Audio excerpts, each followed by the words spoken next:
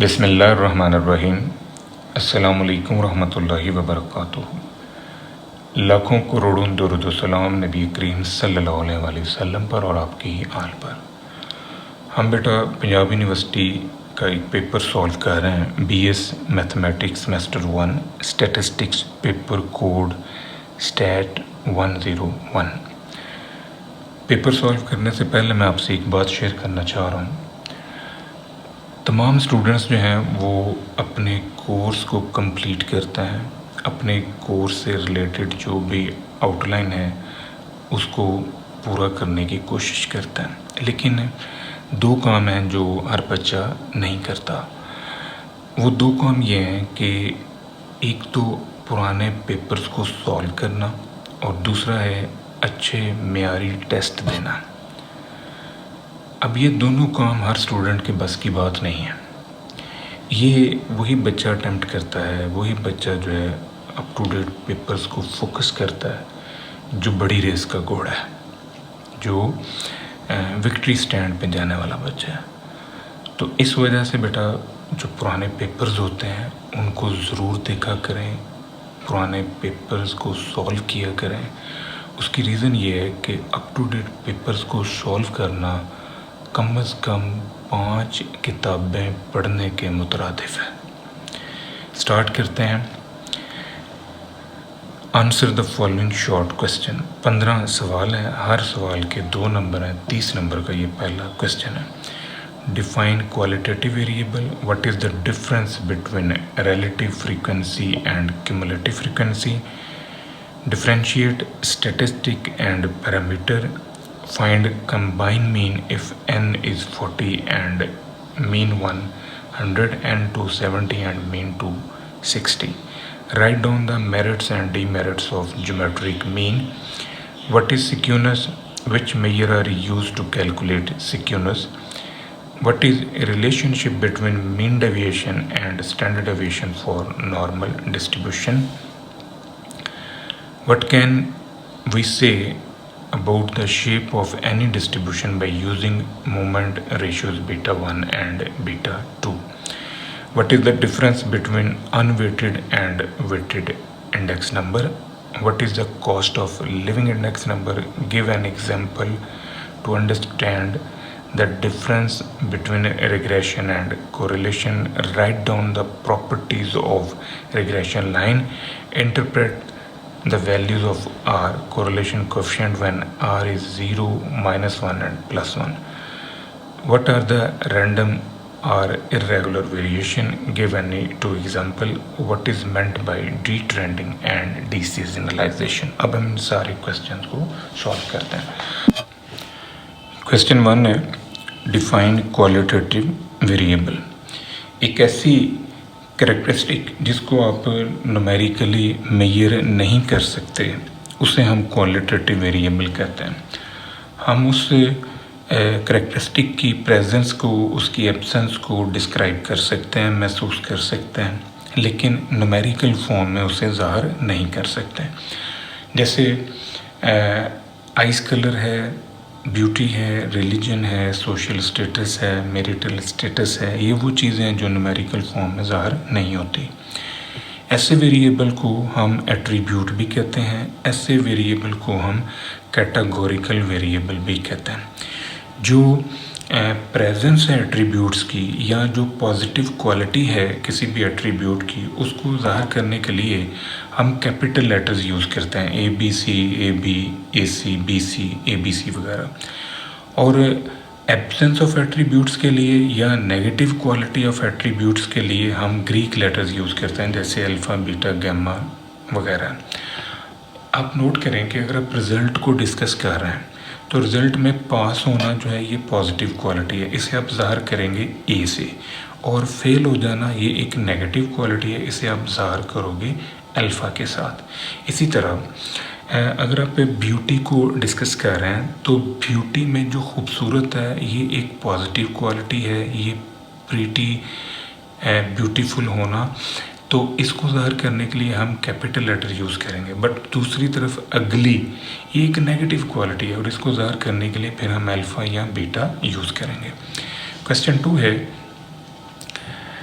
Define statistic and parameter. ऐसी information जो आपको पॉपुलेशन से मिलती है उसे हम पैरामीटर कहते हैं और उसको हम ज़ाहिर करते हैं म्यू सिग्मा स्क्वायर सिग्मा रो से।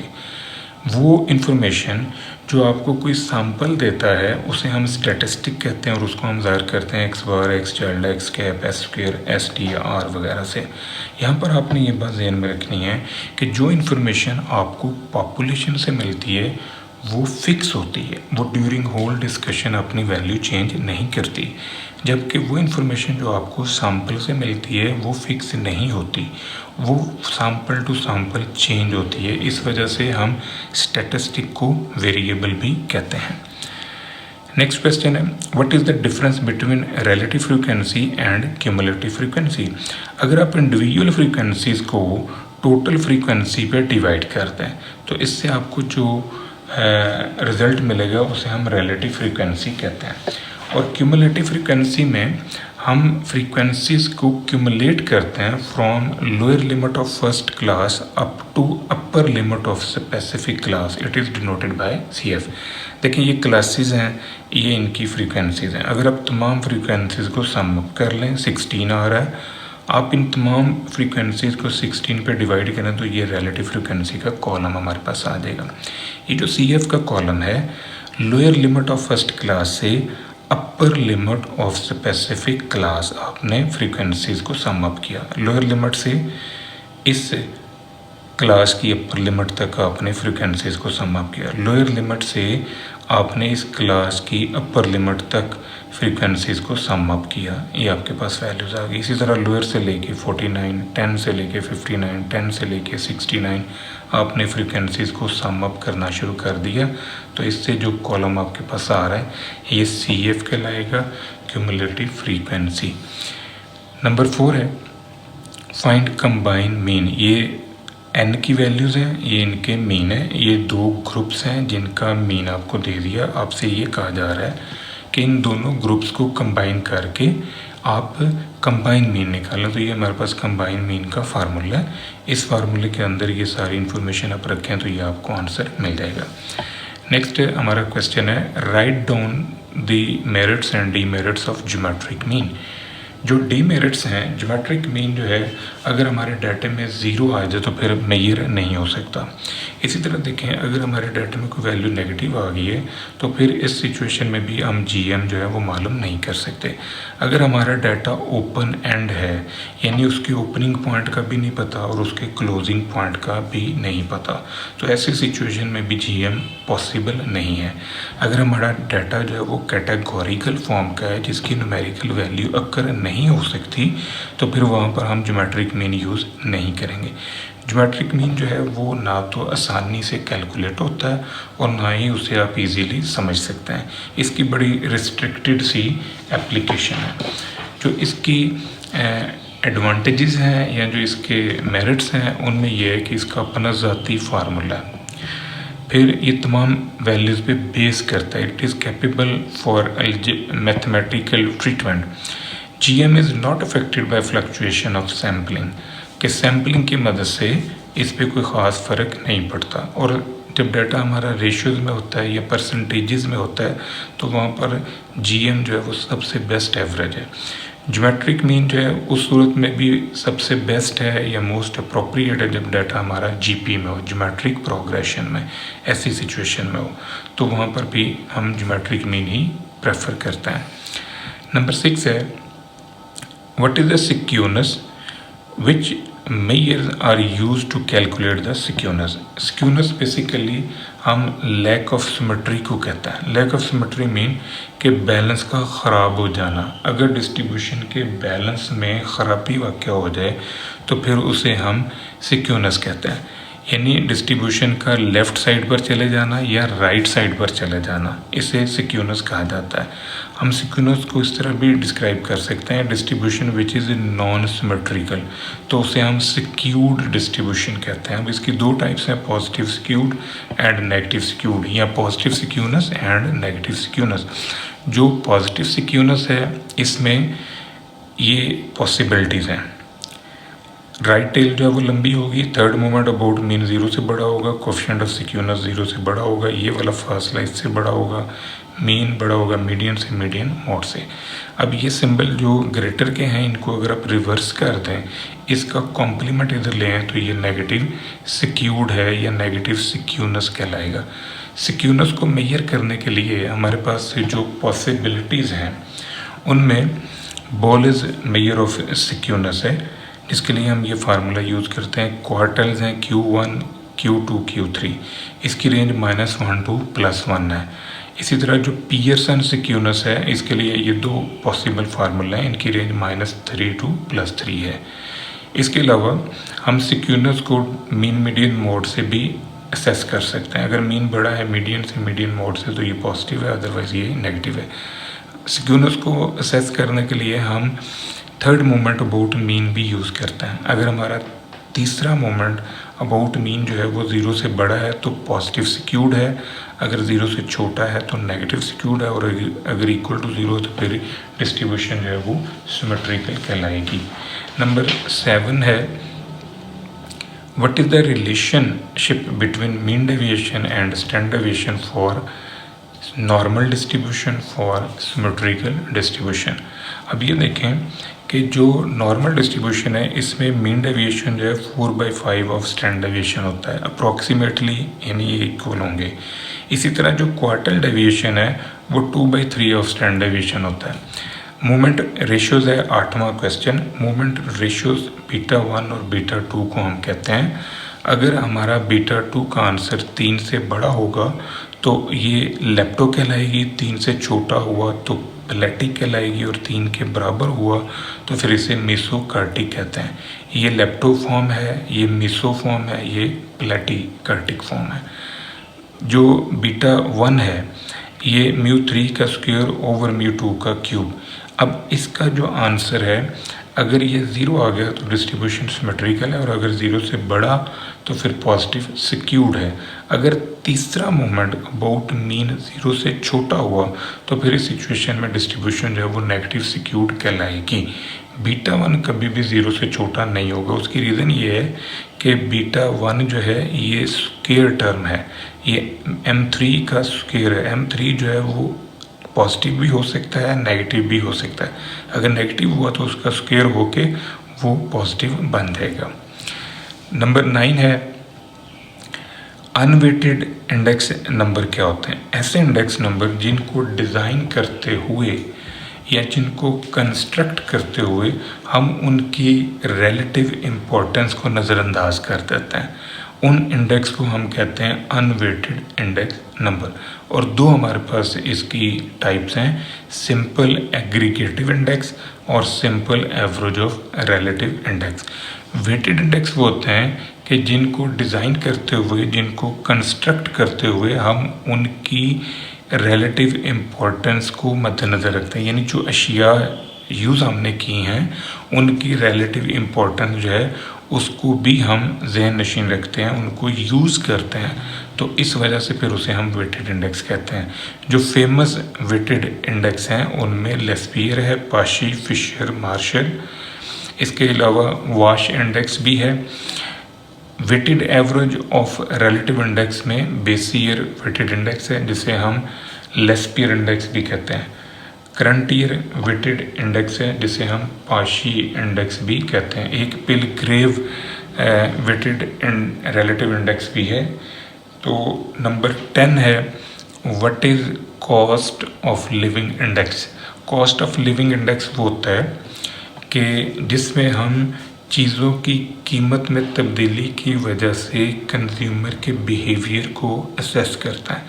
जब कोई चीज़ महंगी होती है तो कंज्यूमर उसे कम ख़रीदता है, और जैसे ही वो चीज़ सस्ती होती है कंज्यूमर उसे ज़्यादा परचेज़ करता है।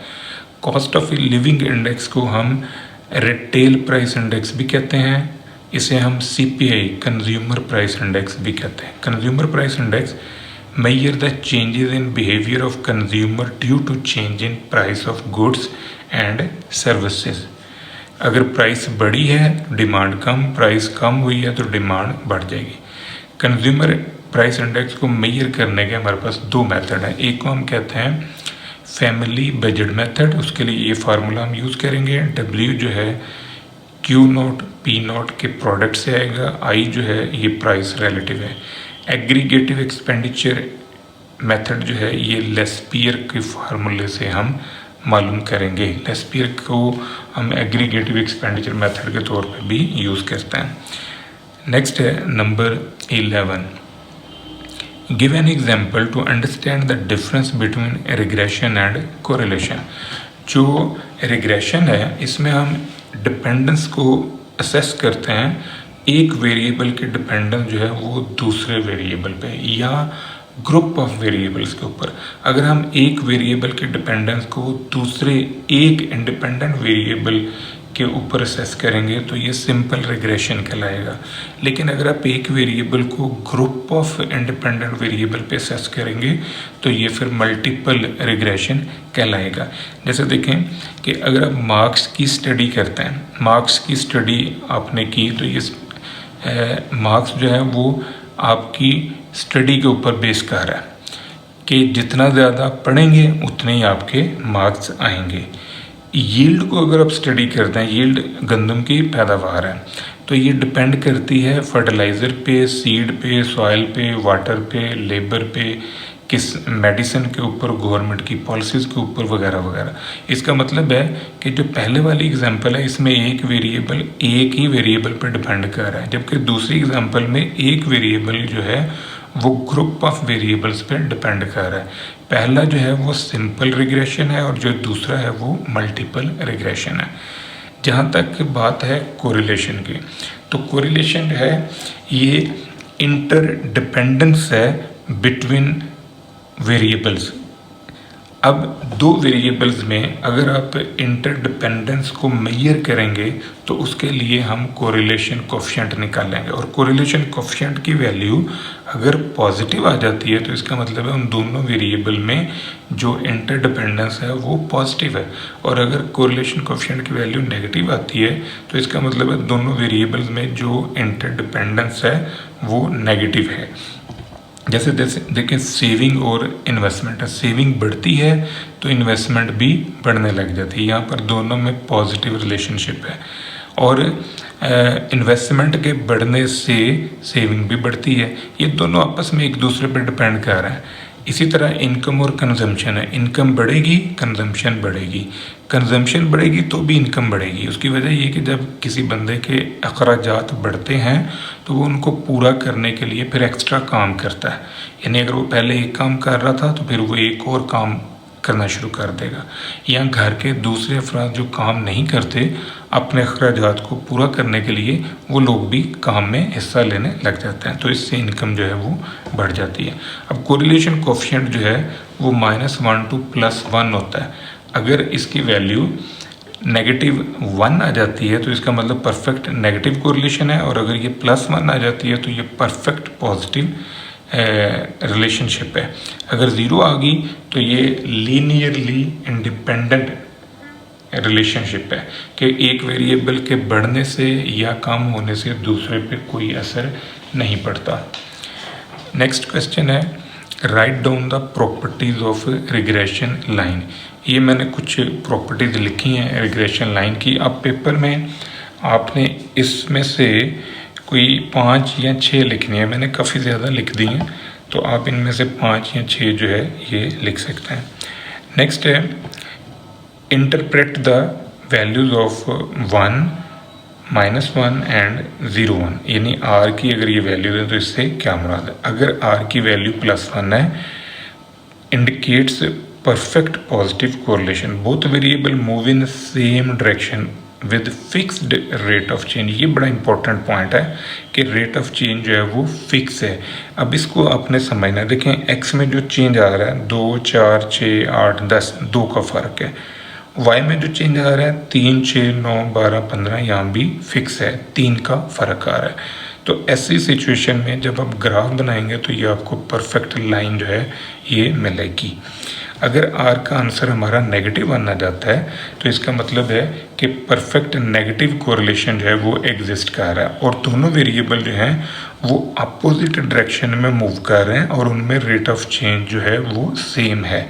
जैसे देखें 3, 6, 9, 12, 15 और दूसरी तरफ y जो है वो 20, 16, 12, 8 और 4। ऊपर 3 के फ़र्क से इजाफा हो रहा है और यहाँ पर 4 के फ़र्क से कमी हो रही है। तो इस वजह से ये जो लाइन है ये नीचे की तरफ आ रही है।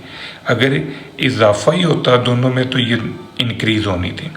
इसके अलावा है थर्ड केस कि अगर r की वैल्यू 0 है, r की वैल्यू 0 का मतलब है कि दोनों वेरिएबल जो हैं वो लीनियरली इंडिपेंडेंट है। इसका मतलब है कि फिर उनमें लाइन नहीं बन रही, उनमें लीनियर रिलेशनशिप जो है वो एग्जिस्ट नहीं कर रहा।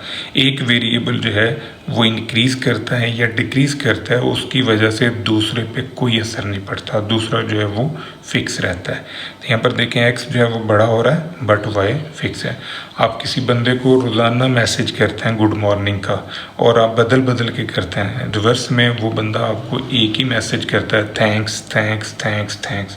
तो ये क्या है, ये हमारा लीनियरली इंडिपेंडेंट रिलेशनशिप है।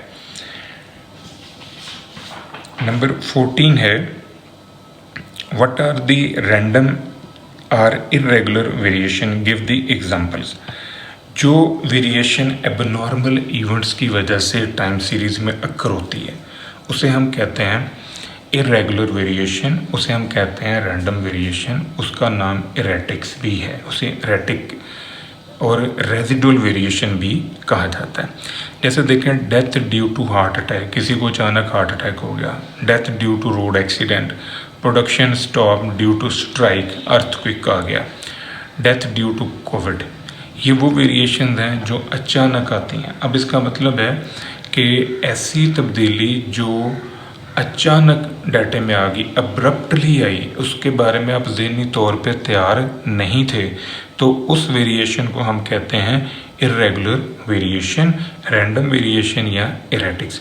अब दूसरी ख़ास बात ये कि ऐसी वेरिएशन जो हैं इनकी मेजरमेंट मुमकिन नहीं है, ना ही आप इनको फोरकास्ट कर सकते हैं। यानी इसको आप असेस नहीं कर सकते कि कब अक्कर होगी, या आप ये नहीं असेस कर सकते कि अगर ये आज हुई है तो फिर नेक्स्ट जो है वो 2 साल बाद होगी, 4 साल बाद होगी, ऐसा कुछ नहीं है। अचानक हो सकता है अगले ही लम्हे फिर हो जाए। Duration of random irregular variation is not fix. यहाँ पर मैं दोनों को एक ग्राफ से कंपेयर कर रहा हूँ। ये वो वेरिएशन है जो रेगुलर है। अब रेगुलर के अंदर क्या है कि आप असेस कर सकते हैं कि ये पीक दोबारा कब आनी है, ये डाउनफॉल दोबारा कब आएगा, ये रेगुलर वेरिएशन, इसको हम सिग्नल भी कहते हैं। ये वेरिएशन है जो डाटे में अचानक आ रही है, हमें पता ही नहीं चल रहा कब किस वक्त क्या होने वाला है। तो ऐसी वेरिएशन को इरेटिक्स, रैंडम वेरिएशन या इरेगुलर वेरिएशन कहते हैं। What is meant by detrending and deseasonalisation. अब ये देखें डी ट्रेंडिंग से क्या मुराद है, एक ऐसा प्रोसेस जो डाटे में मौजूद अनवांटेड वेरिएशंस को रिमूव करता है, that's called D trending.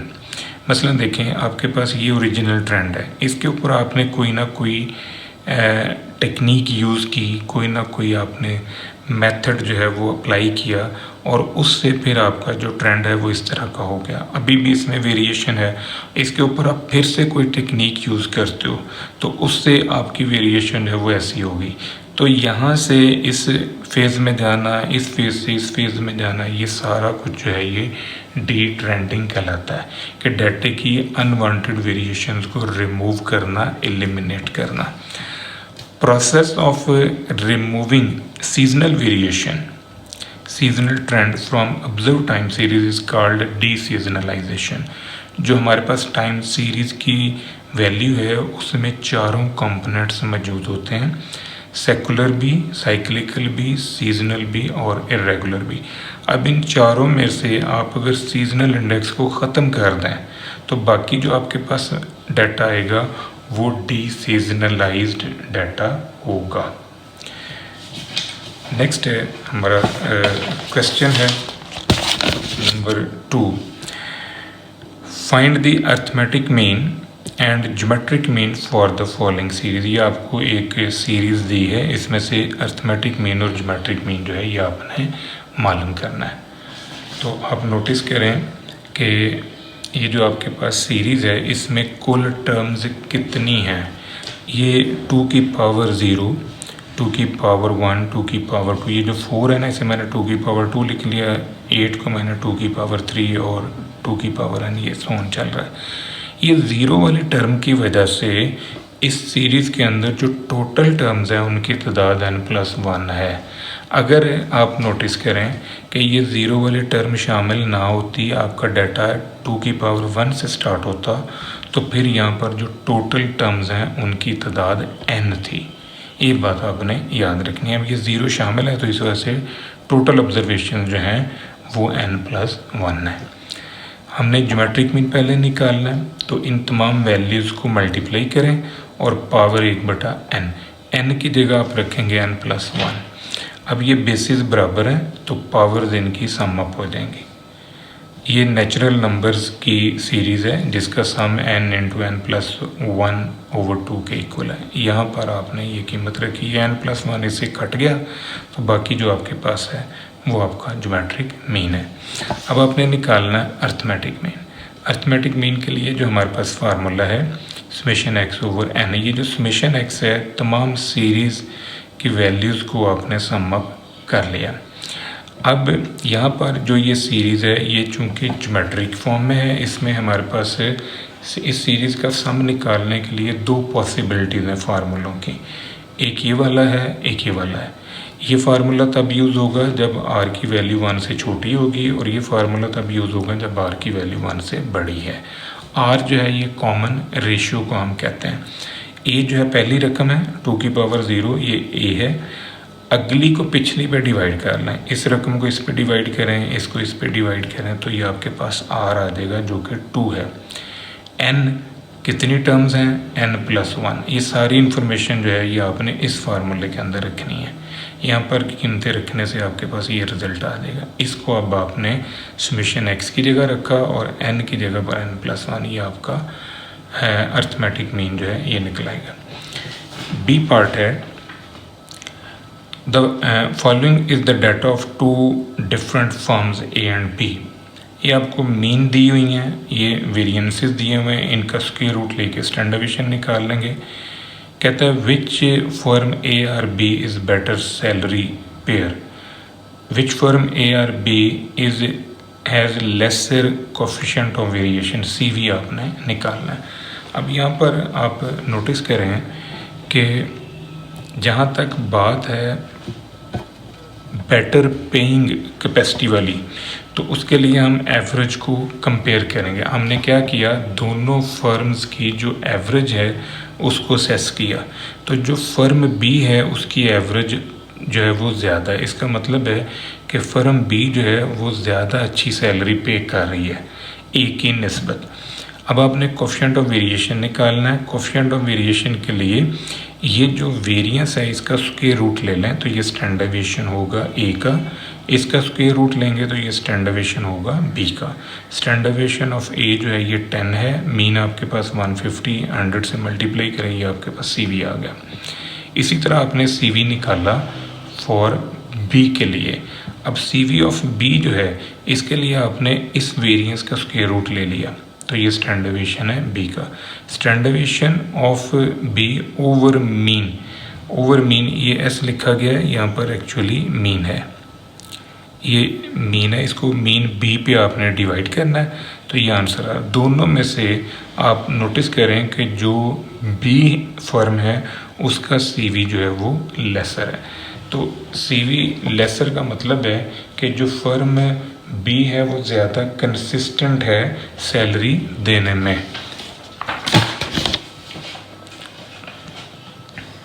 Following are the prices and volumes of 4 items A, B, C, D. Construct Fisher ideal price index number and volume index number taking 2002 as the base year. अब यहाँ पर जो information है 2002 को आपने as a base लेना है। इसका मतलब 2002 की जो प्राइस है वो P0, 2002 का जो वॉल्यूम है इसे हम क्वांटिटी भी कहते हैं, इसको आप Q0 लिखेंगे और 2003 की प्राइस को PN, 2003 के वॉल्यूम को आप Q3 लिखेंगे। तो इससे अब आपने फिशर आइडियल इंडेक्स मालूम करना है for price and for quantity. आपने जो पॉसिबल कॉलम्स हैं वो बना लेने हैं। ये चारों पॉसिबल कॉलम्स आपने बना लेने, इनको मल्टीप्लाई किया है आपस में, इनको मल्टीप्लाई करके ये कॉलम्स आपने डिज़ाइन कर लिए। फिशर आइडियल इंडेक्स का फार्मूला फॉर प्राइस ये हमारे पास है।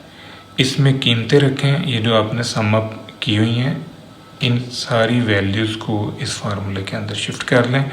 तो इसको सॉल्व करने से ये हमारा प्राइस इंडेक्स आ जाएगा। अब आपने फिशर वॉल्यूम इंडेक्स निकालना है, यानी फिशर क्वांटिटी इंडेक्स। तो इसके लिए हम क्या करेंगे कि ये जो P है इसको आपने Q कर देना है, ये Q को आपने P कर देना है। पूरे फार्मूले में जहाँ पर P है उसे Q, और जहाँ पर Q है वहाँ पर आप P रख लें। तो फिर इसको आपने सॉल्व करना है, सॉल्व करके ये आपका रिजल्टेंट आ गया। इसके अलावा आपने वैल्यू इंडेक्स भी निकालना है। वैल्यू इंडेक्स जो है ये हमारे पास वैल्यू इंडेक्स है, इसकी कीमत भी निकालना है। इसका जो डी पार्ट है, find the value of correlation coefficient R if possible. अब आपने R की जो वैल्यू है वो निकालनी है। ये 3 आपके पास क्वेश्चन है, जहाँ पर R की वैल्यू पॉसिबल है वो आपने मालूम करना है। तो R जो है ये ज्योमेट्रिक मीन है ऑफ रिग्रेशन कोफिशिएंट्स। ये दोनों जो आपके पास स्लोप्स हैं इनको मल्टीप्लाई करके आप स्क्वायर रूट ले लें तो ये आपका R है। यहाँ पर ये बात याद रखनी है कि R जो है ये पॉजिटिव तस्वर किया जाएगा अगर दोनों स्लोप पॉजिटिव हैं, और R की वैल्यू को आपने नेगेटिव लेना है अगर दोनों स्लोप्स जो हैं वो नेगेटिव हैं। पहले क्वेश्चन में ये दोनों स्लोप्स जो हैं इनको आपने मल्टीप्लाई किया और R निकाल लिया स्क्वायर रूट से। ये R का आंसर इस लिमिट के अंदर फॉल कर है, इसका मतलब है कि ये बिल्कुल ठीक है। जो दूसरा हमारा क्वेश्चन है, इसमें स्लोप्स को जब हमने मल्टीप्लाई करके स्क्वायर रूट लिया तो इसका आंसर जो है ये 1 से एक्सीड कर गया है। इसका मतलब है कि ये आंसर जो है इस लिमिट के अंदर फॉल नहीं कर रहा, तो ये गलत है, ऐसा नहीं हो सकता, इसको इस लिमिट में ही रहना चाहिए था। ये डाटा जो है ये रॉन्ग है, बोगस है। तीसरे पार्ट में आपके पास एक स्लोप जो है वो पॉजिटिव है और दूसरा नेगेटिव है। ऐसा बिल्कुल नहीं हो सकता। उसकी वजह यह है कि एक स्पेसिफिक क्वेश्चन में या तो दोनों स्लोप्स का आंसर पॉजिटिव होना है या दोनों स्लोप्स का आंसर जो है वो नेगेटिव होना है। ये पॉसिबिलिटी कहीं नहीं होगी कि एक पॉजिटिव हो जाए और एक नेगेटिव हो जाए। इसका मतलब है ये स्टेटमेंट आपकी गलत है, ये ठीक नहीं है। नेक्स्ट है question 4, compute the trend values by fitting straight line taking origin in the center and unit of x being half. Compute the indices by seasonal variation by ratio to trend method. Use the seasonal indices to deseasonalize 2003 values. अब ये जो information है इसके ऊपर आपने सबसे पहले regression line जो है वो फिट करनी है। लीस्ट स्क्वायर लाइन भी आप उसे कह सकते हैं, y = a + bx, क्योंकि रेशियो टू ट्रेंड मेथड से आपने सीजनल इंडिसेस मालूम करना है। इसके लिए हमने पहले मरहले पर डाटे को कॉलम वाइज लिख लिया। अब आपके पास ये टोटल वैल्यूज़ हैं 12, तो इस वजह से जो x आप यूज़ करेंगे फॉर हाफ यूनिट, ये 1, 3, 5, 7, 9, 11 माइनस के साथ, और नीचे यही वैल्यूज़ जाएंगे प्लस के साथ है। x का स्क्वायर लेना है, फिर आपने x और y को मल्टीप्लाई करना है, ये कॉलम हमारे खुल जाएंगे।